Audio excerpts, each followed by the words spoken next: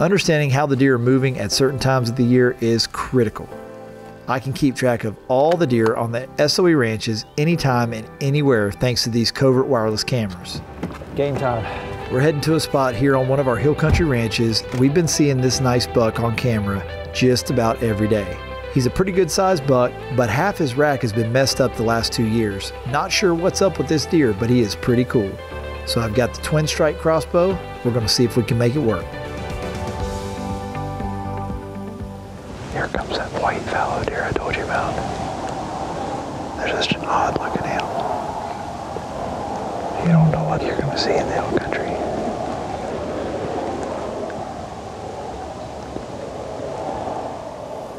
We got up here because this deer's been showing on the camera like clockwork.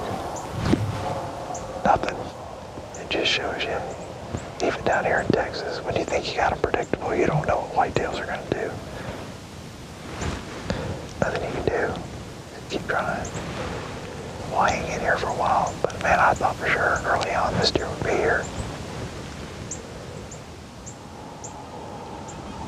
We just had a mature buck come in here. He's right here behind these trees. I don't know where he came from. I just looked down and he was walking in. He's right here, 20 yards. That's a different deer. He's a shooter.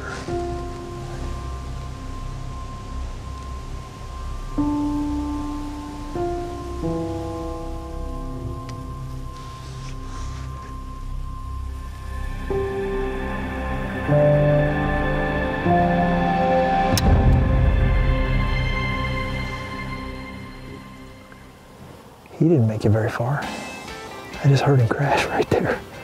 This is a pretty cool crossbow. Nice thing about this thing is I don't have to recock it. I got my second shot ready to go. All I'd have to do is go to the second trigger and shoot. My top rail was expandable, my bottom rail was fixed blade. Truco Titanium X broadheads, the fixed and the expandable, they all flew the same, so I figured I'd light him up with that big 2-blade. He didn't even know what happened. Did you see that big old spark when I shot through him? Hit a rock. Probably ricocheted into the next world, but he didn't tote it very well because maybe, what, 5-6 seconds after I shot him, he crashed. It didn't take long. That is not the buck we came here looking for, but it's another mature buck. All right, let's get out of here. Man, how about that? Not bad. Beautiful 8-point here. Hill country deer. So these aren't as big as our South Texas deer. We're up in the hill country on our hill country ranches. And guys ask me all the time, what's the difference between hill country and South Texas? Hill country deer are just not near as big. I mean, look at the body of this deer, much smaller than the South Texas deer. And then also the antlers, they don't have near the high protein browse and brush up in this part of the world.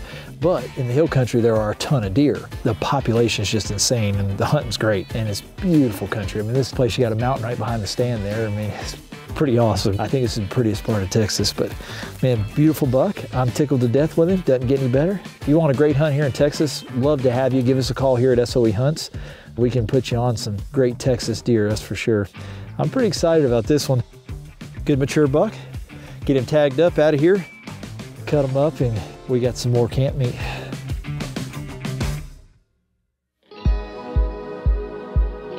In the Midwest, successful deer management usually involves putting in some pretty good food plots in order to bring in a sustainable food source year-round to keep our deer herd healthy and our overall deer numbers as high as possible. In Texas, totally different. There's very little rain where we live, so the soil is very dry and it's hard to get anything to grow unless you have irrigation. You basically would have to spend hundreds of thousands of dollars on irrigation in order to grow food plots. So down here, it's time to put some corn feeders in, protein feeders in, and feed the roads with orange corn. That's our food plot where we can't irrigate. The fact that we're able to supplement feed these deer herds really makes a big difference in the carrying capacity on these ranches and the health of the overall deer herd. We got up here because this deer's been showing on the camera. Nothing. Earlier, I just couldn't put it together on this nice buck. I've been seeing him repeatedly while we've been traveling on the covert cameras. But maybe Randy will have a little bit better luck. I'm going to send Randy up and see if he can't get on this good deer. I hope this buck will come out. Even though we're in an enclosed box, there's still air getting out. So if you just put a little bit of Evercalm out from the bomb here, everything's fine. We definitely got some deer out there, that's for sure. Looks like a 3.5-year-old 8-point.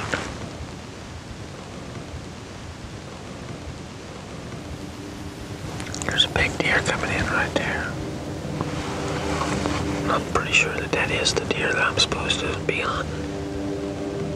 The way Mike described him as the boy.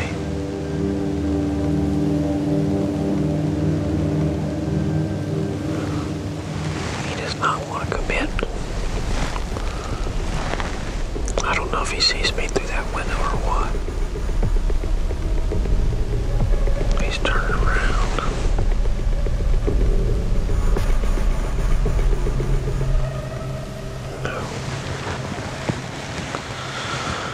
He's gone.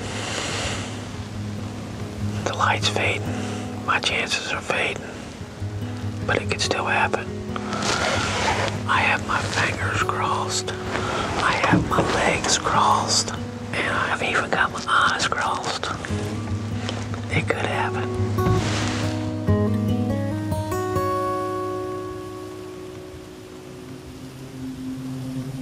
I guess crossing my eyes have worked. He came back out. He's gotta stop. Come on, stop. He's behind that tree on me now. Now he's coming to the pen again. There he goes, he's in. That's game. He just wouldn't stop. And then he just walked off, so we'll be back out here again in the morning.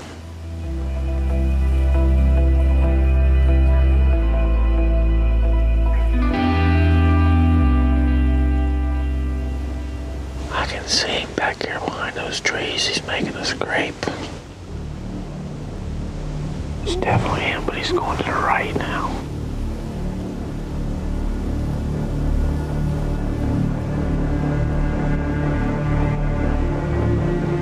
If he steps out to the right,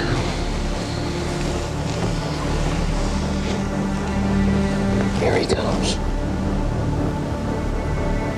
Come on, stop. Stop.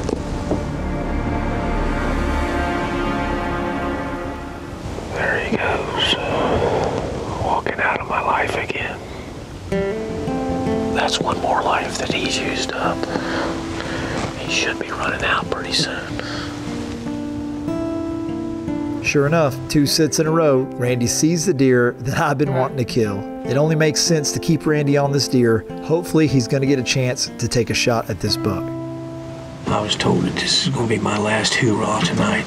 We're back in the same stand, looking for the same deer. We're hoping that he ran hard today and he's got to re-energize.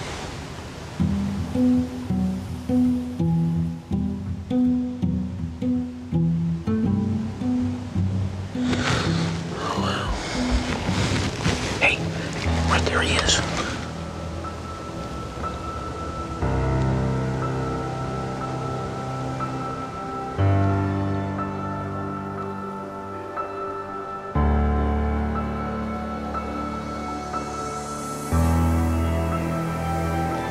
He's got to get broadside.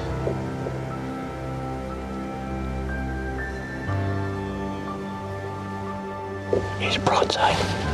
Here we go.